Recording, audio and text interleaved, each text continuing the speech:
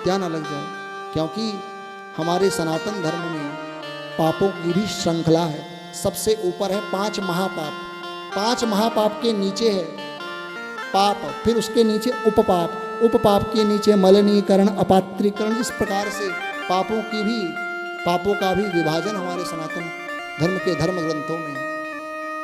लेकिन जीव को कभी महापाप में नहीं पड़ना चाहिए। क्यों? क्योंकि जो महापापी है उसका कोई प्रायश्चित नहीं है।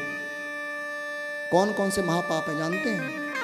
मनु जी महाराज कहते हैं, ब्रह्म हत्या सुरापानम स्तेयम गुरुवांगनागम महांति पातकान्याहु संसर्गश्चापि तैसः। ब्रह्म हत्यारा, ब्राह्मण की हत्या करने वाला, चाहे ब्राह्मण कैसा भी हो, यदि वो जाति ब्राह्मण के कुल में भी उत्पन्न हो गया, भले ही वो कर्म से तो ब्राह्मण नहीं पता है, लेकिन जाति का है, वो चाहे कितना दुष्ट हो, कितना पतित हो, कभी उसकी हत्या नहीं करनी चाहिए। हत्या तो सबकी ही बेकार है, लेकिन ब्राह्मण की हत्या से तुम नहीं बच सकते। कितना प्रायश्चित कर लेना। ब्रह्म हत्या सबसे बड़ा पाप महाराज। 5 महापापों में ये 5 महापाप सारे बड़े हैं, इनको 5 महापाप कहा गया। ब्रह्म हत्या, सुरापान, मदिरा पीने वाला, मांस खाने वाला तो छोटा पापी है, वो महापापी नहीं, उसका तो प्रायश्चित है शास्त्र में।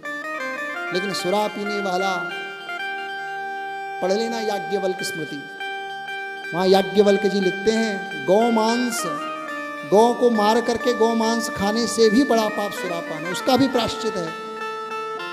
गौ की हत्या यदि तुम पर लगी है तो उसका भी प्रायश्चित है। गौ मांस जो खाता है उससे भी बड़ा पापी सुरा पीने वाला है। अपने मन से धर्म अधर्म का निर्णय नहीं होता, कि धर्म अधर्म का निर्णय करने वाला वेद है। वेद सर्वोपरि है, और क्या धर्म है क्या अधर्म है ये लौकिक दृष्टि से नहीं जानोगे।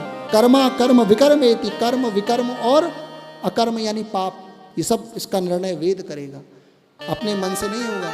नहीं तो सबके तो भिन्न भिन्न मन है, तो भिन्न भिन्न धर्म और अधर्म की व्याख्याएं तो बदल जाएगी। इसीलिए कर्मा कर्म विकर्म एति वेदवादो न लौकिका, वेद ये तय करेगा, ना कि आपकी लौकिक बुद्धि और आपका मन, कि मन में आ गया तो वो खाया, मन में आया वो पी लिया है। इसीलिए सुरा पीने वाले तो महापापी हैं, और जिसने एक बूंद भी सुरा का पी लिया उसका कोई प्रायश्चित नहीं है। हमने तो अपने गुरुदेव भगवान से सुना है, शास्त्र में नहीं है, शास्त्र में तो यही लिखा है कि उस व्यक्ति को खौलता हुआ पानी, कई लीटर 10-12 लीटर खौलता हुआ पानी वो पिए, और उस खौलते हुए पानी को यदि पी करके वो बच गया तो समझना वो शुद्ध है, नहीं तो पापी। और कौन खौलते हुए पानी को पी करके बचेगा? एक खौलते हुए पानी में उंगली डाल करके उंगली जल जाती है, 10-12 लीटर। इसीलिए सुरा पीने वाला व्यक्ति महापापी है, चाहे वो कुछ भी कर ले तो भी वो बिना भोगे, क्योंकि प्रायश्चित ही नहीं है तो कैसे बचेगा। और पापों के तो प्रायश्चित है, लेकिन ब्रह्म हत्या, सुरापानम और स्तेयम, स्वर्ण की चोरी करने वाला, और गुरुवांगनागमा, अपने से पूज्य गुरुजनों की, अपने से बड़ों की धर्म पत्नी, अपने से पूज्य जनों की स्त्रियों के साथ दुष्कर्म करने वाला, वो भी महापापी है। ब्रह्म हत्या, सुरापानम, स्तेयम गुरुवांगनागमा, इसको कहते हैं गुरु स्त्री गमन।